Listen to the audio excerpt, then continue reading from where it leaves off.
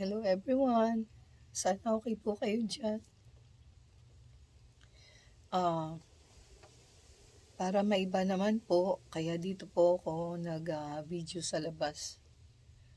And medyo makulimlim po dahil maulan po sa amin ngayon at ano na po, fall season po.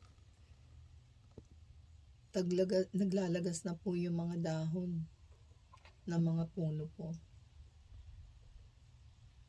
Nangyayari po yan before po winter or yung mga nag-snow days na po ganun.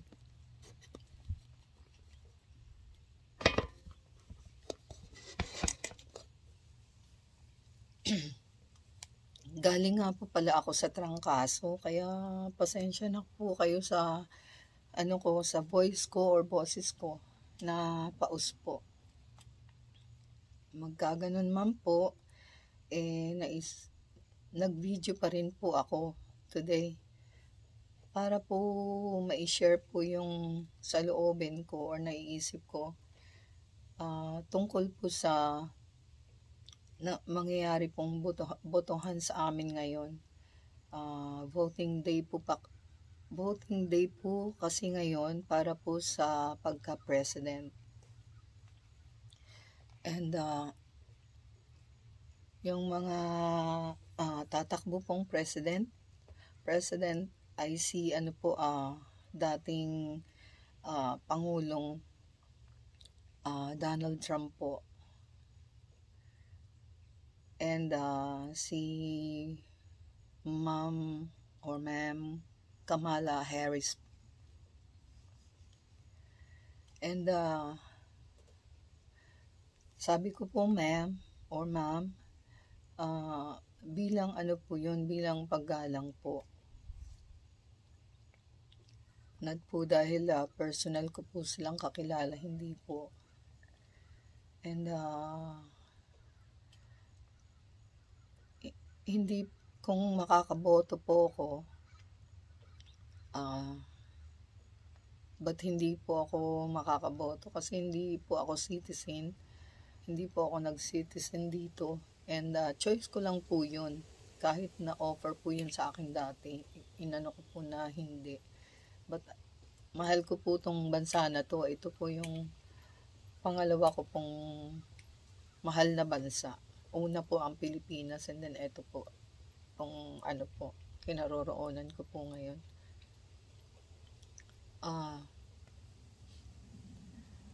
Kung like I said, kung pwede po akong makaboto, ang choice ko po na i-vote ay si dating Pangulong Donald Trump po. For a reason na nung mga bago-bago pa lang po ako rito, kararating-rating ko lang po rito, mga makailang beses ko din po siyang nakita or napanood sa TV. And like, nahahanga po ako sa kanya dahil po sa niya pong pamumuhay.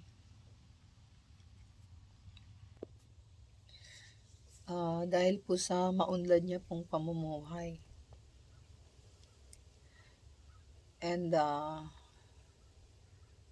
if hindi naman po siya papalarin, okay din po si Ma'am Kamala Harris po, para mabigyan din naman po siya ng chance kahit po papaano.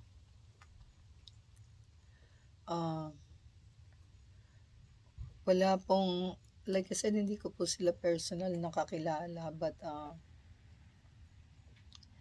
kung sakali man pong may makakapanood po nito, lalo na po yung mga kababayan ko pong Pilipino, sana i-vote niyo po si President, dating Pangulong Donald Trump po. And if hindi naman po, kung feel nyo po na i-vote po si Ma'am Kamala Harris, okay din po yun. Like I said, para mabigyan po siya ng chance. Dahil, like I said, pareho lang naman po silang mabait. And pareho lang naman po yung layunin nila. Iisa lang po yung layunin nila. Yun pong makatulong, mapaganda, at mapaunlad po yung amin pong bansa.